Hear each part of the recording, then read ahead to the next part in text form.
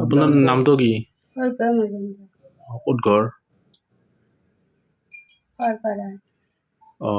কি বেমাৰ হৈছে আপোনাৰ? মোৰ আগতে গৰ্ভেদাৰ হৈছিল, এতিয়া অপাৰেশ্যন কৰাৰ পাছত আৰু তাততো বিষায়, নাৰিকলৰখিনি বিষায়।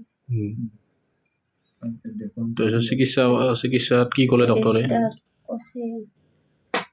টিউমাৰ হোৱা বুলি কৈছে, হোৱা বুলি কৈছে ভিতৰত।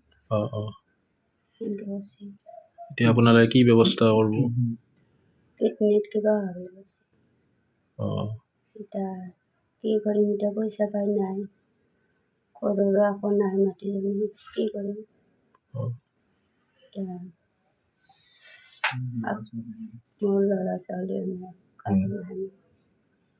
আপোনালোকে অলপমান সহায় কৰিলে ভাল পাম। মানে এই ডক্টৰে কি কৈছে, ভৰ্তি হ'ব কৈছে নেকি? ডক্টৰে ভৰ্তি হ'ব কৈছে সোমবাৰে।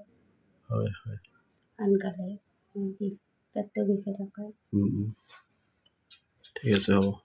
কি হয় আপুনি? মই ভিজে খাওঁ। হয়, কি হৈছে ঘটনাটো ক'বচোন?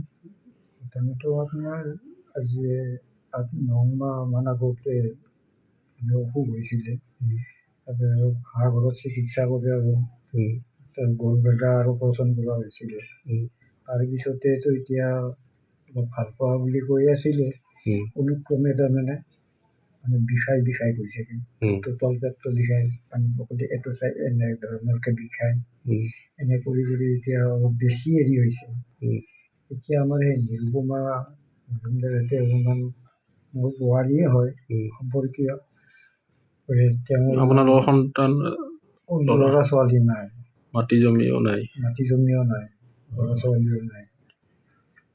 ডক্টৰে ভৰ্তি হ'ব কৈছে। এনেই কৰি ধৰি তেনেকৈ হাজিৰা কৰি পেলাই হাজিৰা কাম কৰি তেনেকৈ চলি আছোঁ। ৰাইজক কি আহ্বান জনাব? কি হয়, অসমবাসী ৰাইজক কি আহ্বান জনাব? গোটেই ৰাইজৰ ফালৰ পৰা অলপ মানে সহায় সাহাৰ্য পালে হয়তো মই পেচেণ্টৰ চিকিৎসা চলাব পাৰোঁ। কাৰণ যিহেতু মোৰ অসমৰ্থ মানে পইচা পাই ক্ষেত্ৰত, কাৰণ দিওঁতাও নাই, নিজেও ময়ো এতিয়া বলহীন হৈ আহিছোঁ, আপোনাৰ সদায়ো কাম কৰিব নোৱাৰোঁ। গতিকে এই অৱস্থাত যেতিয়া এনেকুৱা অসুখ হৈছে, এতিয়া ৰাইজবাসীৰ ফালৰ পৰা, চৰকাৰৰ ফালৰ পৰা কিবা মানে সহায় সাহাৰ্য নাপালে মোৰ আৰু উপায় নাই। বাকী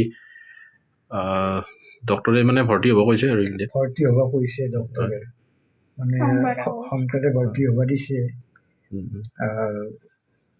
এইটো কিডনীত কিবা টিউমাৰ না কি এনেকৈ কৈছিলে নিৰু। গতিকে এইটো অলপ সোনকালে ব্যৱস্থা কৰাৰ কথা কৈছে, কিন্তু আৰ্থিক চাইডেদি মইতো আৰু ইমান সোনকালে হেৰি কৰিব নোৱাৰিম। গতিকে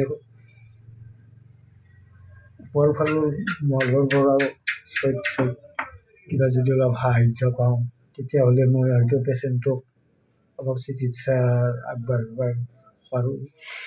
গতিকে এতিয়া মোৰ চাইডেদি মোৰ তেনেকুৱা সক্ষম নাই, নিজা সক্ষমটো। হ'ব, ধন্যবাদ।